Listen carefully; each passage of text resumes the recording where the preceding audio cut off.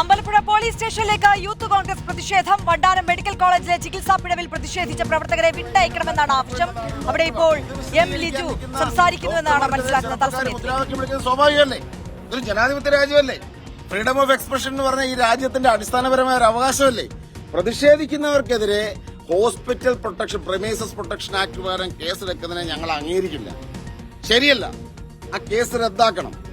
ഇതിനെതിരെ പെൺകുട്ടികൾ ഉൾപ്പെടെ ആക്രമിച്ച ആളുകൾക്കെതിരെ കേസെടുക്കണം. പോലീസ് ഉൾപ്പെടെയുള്ളവരുടെ വീഡിയോ പരിശോധിക്കണം. ഒരു പെൺകുട്ടിയെ മാനഭംഗം അല്ലെങ്കിൽ അതൊരു ഔട്ട്റേജിംഗ് ദ മൊഡസ്റ്റി ഓഫ് വുമൺ ഒരു പെൺകുട്ടിയെ ആക്രമിക്കാത്ത തരത്തിൽ അതെല്ലാം പരിശോധിക്കാതെ ഞങ്ങൾ ഈ വിഷയത്തിൽ ഞങ്ങൾ വിട്ടുവീഴ്ച ചെയ്യില്ല. തീർച്ചയായിട്ടും ഞങ്ങൾ ആ ഒരു വിഷയത്തിൽ ഞങ്ങൾ ശക്തമായിട്ട് ഇടപെട്ടുകൊണ്ടിരിക്കുക. ഞങ്ങൾ എല്ലാവരും ആ കാര്യത്തിൽ പ്രതികരിക്കുന്നുണ്ട്. ഇതിന്റെ തുടർച്ച ലിജു പറഞ്ഞല്ലോ, ഇപ്പോൾ നിങ്ങൾ കണ്ടുകൊണ്ടിരിക്കുകയാണ് ഒരു ഡിവൈഎസ്പി വന്ന് കയറി ഇവിടെ അപ്പുറത്തെ ഈ അഴിക്കുള്ളിൽ നിൽക്കുന്ന ഞങ്ങളുടെ പ്രവർത്തകരെ അവരെ റിമാൻഡ് ചെയ്യണമെങ്കിൽ റിമാൻഡ് ചെയ്യട്ടെ, കേസ് വരട്ടെ, ഞങ്ങൾ നേരിടാൻ തയ്യാറാണ്. പക്ഷെ എന്താ ബലം പ്രയോഗിച്ച്, അതായത് കൈകാര്യം ചെയ്ത് അകത്തേക്ക് കൊണ്ടുപോകാൻ ശ്രമിക്കുകയാണ്. എന്തൊരു സമാധാനപരമായി ഇവിടെ കുത്തിയിരുന്ന് ഞങ്ങൾ സമരം ചെയ്യുന്നു. ഞങ്ങൾ സമരം ചെയ്യാൻ തന്നെ വന്നതാണ്. ഞാൻ എസ് പിയോട് 3 തവണ സംസാരിച്ചു. എസ് പി പറഞ്ഞു അങ്ങനെയല്ല, അത് ജാമ്യമില്ലാത്ത വകുപ്പ് വരും.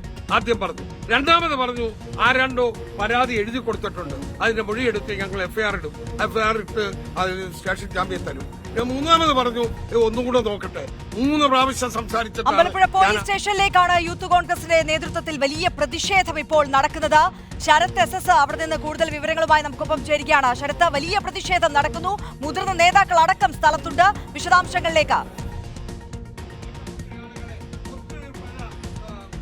നിലവിൽ ഈ വണ്ടാനം മെഡിക്കൽ കോളേജിൽ യൂത്ത് കോൺഗ്രസിന്റെ പ്രതിഷേധം നടത്തിയ പ്രവർത്തകരെ വിട്ടയക്കാത്തതിനെ തുടർന്നാണ് ഇപ്പോൾ കോൺഗ്രസിന്റെയും യൂത്ത് കോൺഗ്രസ് നേതാക്കൾ ഇപ്പോൾ അമ്പലപ്പുഴ പോലീസ് സ്റ്റേഷനിലെത്തി പ്രതിഷേധം നടത്തുന്നത്.